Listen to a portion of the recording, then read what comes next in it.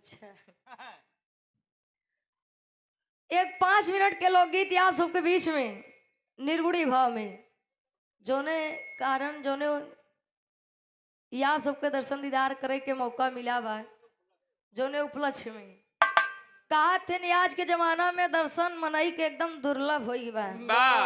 जब से देखा था मोबाइल आइए न्योतो देखा था ही मोबाइल इस बटत बा काहे भैया अपन जाने रहे घरे अकेले यही आए ना आई सकी ओनौ बेचारू मखाई गेन कहे बतावा दुआरे नहीं आई सकते वही मोबाइल कह देन भैया तू ही अपन जाने रहे मऊ घरे अकेले यही कैसे पहुंची आए ती आज के जमाने में मनई के दर्शन बड़ा दुर्लभ होई बा। मंदिर में जाबे जब जाबे तबे देवी देवता के दर्शन हो जाए, लेकिन मनई के दर्शन सौभाग्य से प्राप्त होते। त्यावा एक छोट सा लोकगीत ओकरे बाद बड़का भैया के नंबर बा।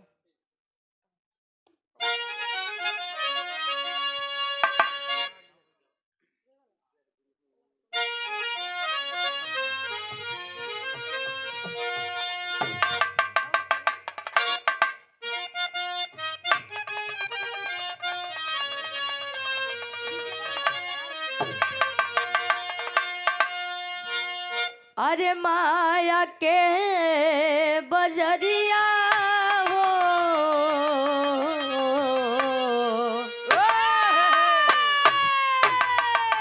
वाह, अरे माया के बजरिया हो गुजरिया जईबू छोड़ के, अरे माया के बजरिया हो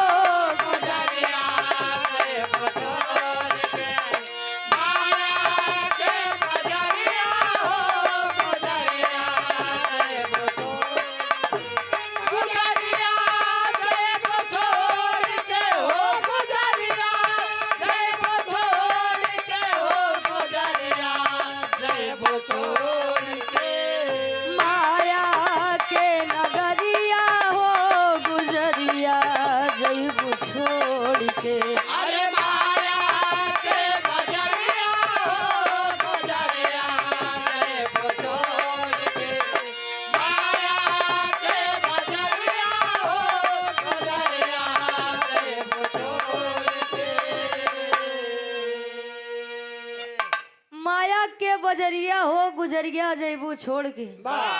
दादी जी सनासर संसार को छोड़कर चली गई। कहा थे न आया है सो जाएगा, आया है सो जाएगा राजा रंग फकीर। कोई विमान पे चढ़ चला कोई बंधा जात जंजीर।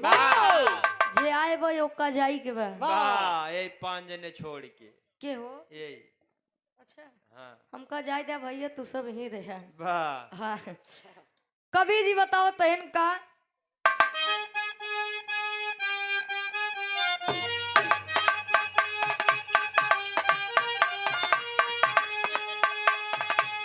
लख 84 भटकी भटकी के मानो मिला बतनवा हो। लख 84 बतनवा है भैया मानो मिला बतनवा हो। लख 84 भटकी भटकी के मानो मिला बतनवा हो। जय दिन पाती आई पिया के जान पड़ी गवनवा हो गुजरिया जईबू छोड़ के। अरे माया के बजरिया हो गुजरिया जईबू छोड़ के हो गुजरिया जईबू छोड़ के हो गुजरिया जईबू छोड़ के। माया के बजरिया हो गुजरिया जईबू छोड़ के। अरे माया के बजरिया हो गुजरिया जईबू छोड़ के। अरे माया के बजरिया हो गुजरिया जईबू छोड़ के। कहा जाता है 84 लाख योनियों में भटकने के बाद वाह एक मानव तन मिलता है। और जब मानव तन मिला बा ओका तनी नेक काम में लगाई ले जाए भैया, वाह थोड़ा ये अच्छे काम में लगाई ले तो चला जाबे मनई नाव गोहरई है कि गजब ये आदमी रहन गजब होई है। पता लाग रोज तू दूसरे के मेड़े काटा कई दिन तो का मनई याद करे तेरा ही जहाँ बीती न भैया जौन भत्ता उन ठीक ही भे भले मरा सार कम से कम गांव फर्श हो गया। कहते हैं सावनी गुजर जाने पर वाह सावनी गुजर जाने पर जल की कद्र होती है। इंसान चला जाता है पर कीर्ति अमर होती है। मनई तो चला जाता है लेकिन अपन जितना काम करे रहा थी सब छोड़ के जाते न केहू कुछ लई के आवा न केहू कुछ लई के जाए। कितनो बिगहा बिस्सा लिखवाई ले अंत में लड़के आपस में कटी है मरी भाई। कवि जी अंतरा के दूसरे अंताल में संकेत करते हैं इनका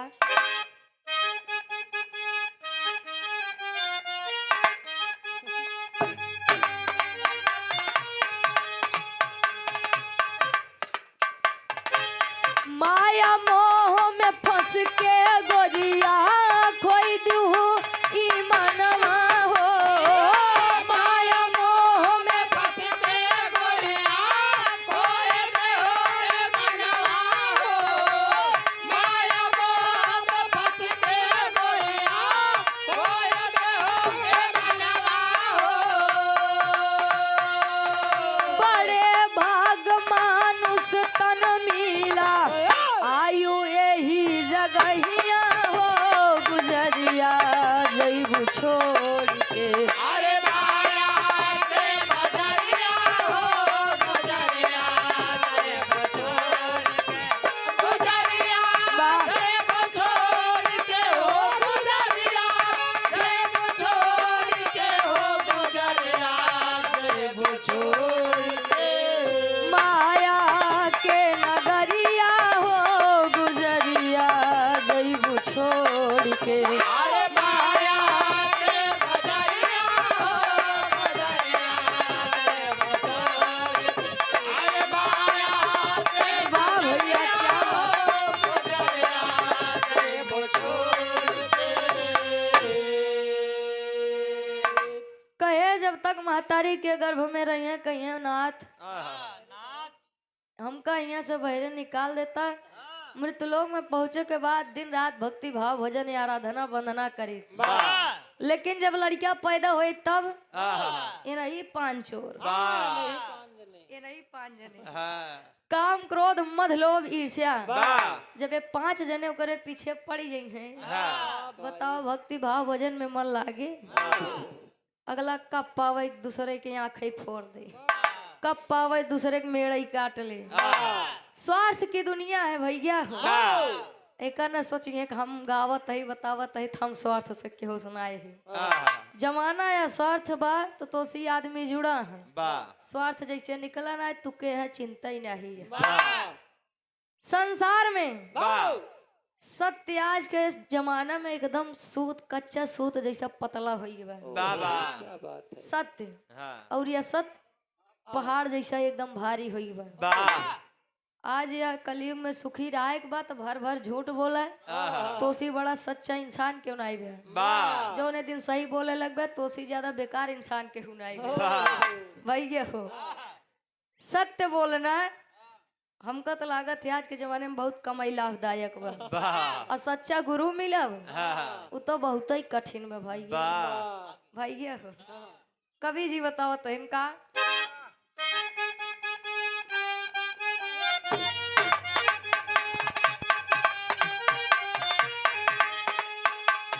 राम नाम तू जपले बंदे सफल बनी जिंदगिया हो। राम नाम तो जपले बंदे सफल होए जिंदगिया हो। राम नाम तो जपले बंदे सफल होए जिंदगिया हो। गुरु में नेह लगा ले बंदे सत का मिली चुनरिया हो गुजरिया जैबू छोड़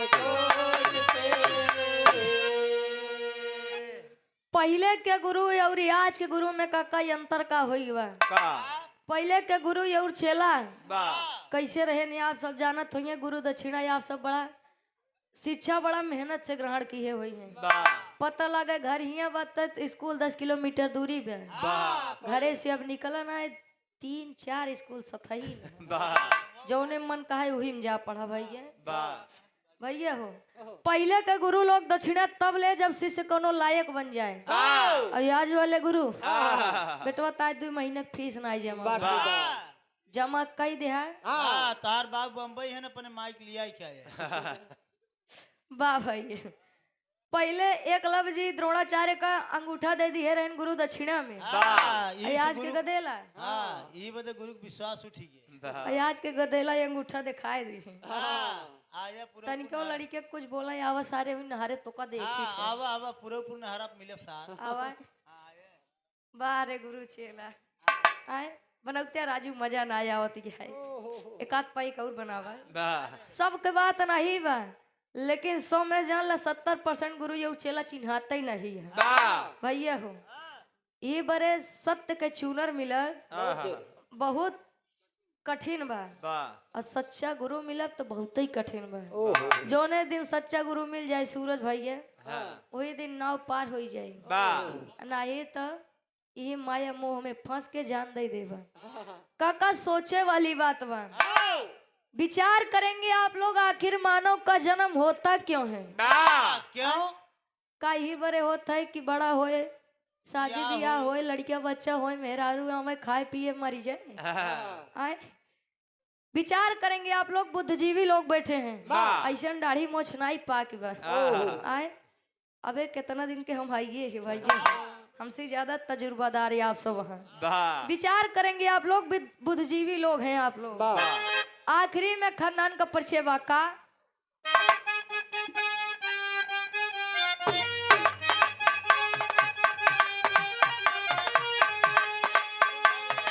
गुरु बिहारी गुरु गणेश जी स्वर की राह सिधारे हो।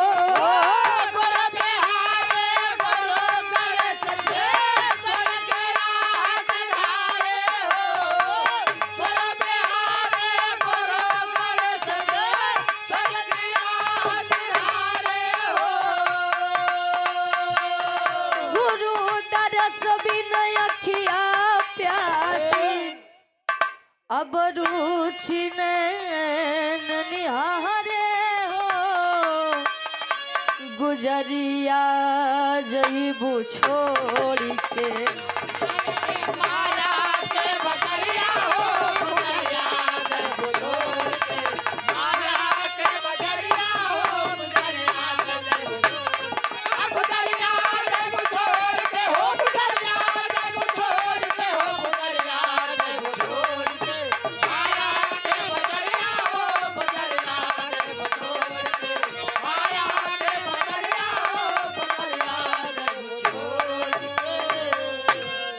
अरे माया के नगरिया हो गुजरिया जईबू छोड़ के।